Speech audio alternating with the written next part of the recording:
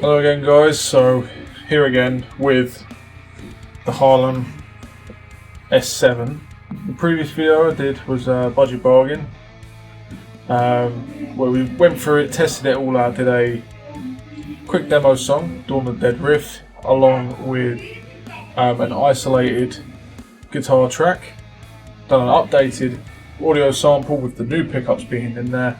Being a budget guitar, I've already spent £170 anyway, and it was a bit of a gamble to get as lucky as I have.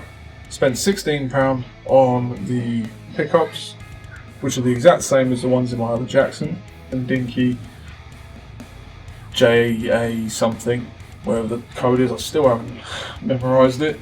I've also gone ahead and sanded the neck.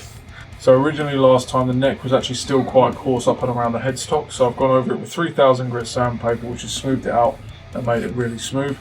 So it's got the D shape neck. I prefer a fast C, which is what the Jackson has, but the D is got to be careful how we word this.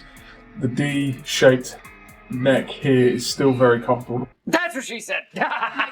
One thing I wanted to do when changing the pickups out, I wanted to keep the original strings on because I hadn't got the locking tuners yet. I still don't have them. These are still the budget ones that came with the guitar, so they're not the best. I've got this set to G sharp or A flat, so it's in the same tuning as the Jackson, so it almost makes having the two 7 strings completely pointless when they're both sitting in the same tuning. The only difference is that this has a slight tonal difference where there's no tone pot, so it's just the volume 3-way switch in the Jack.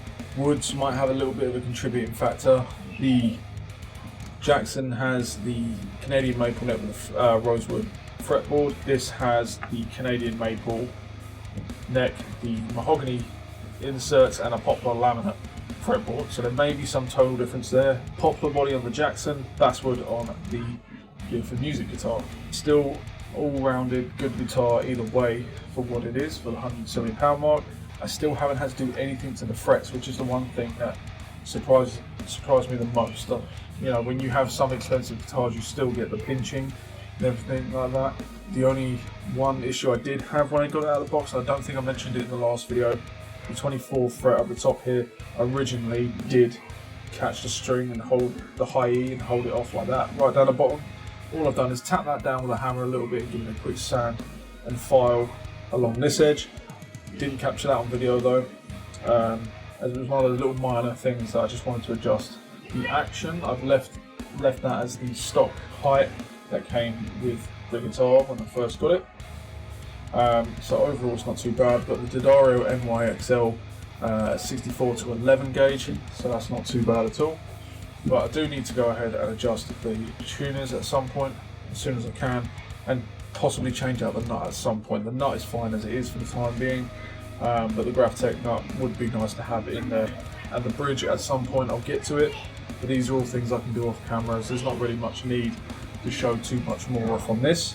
Side note, I just want to say thank you to the 1.5k people that are subscribed to me at the moment. It does mean a lot to me. It means I'm going in the right direction, and I want to try and put a few more videos out like this as well, to try and get those watch hours up. But I've gone ahead and updated the audio, re-recorded that Dawn of the Dead riff. If you like what you see, do feel free to like, comment and subscribe, as it really does help me out.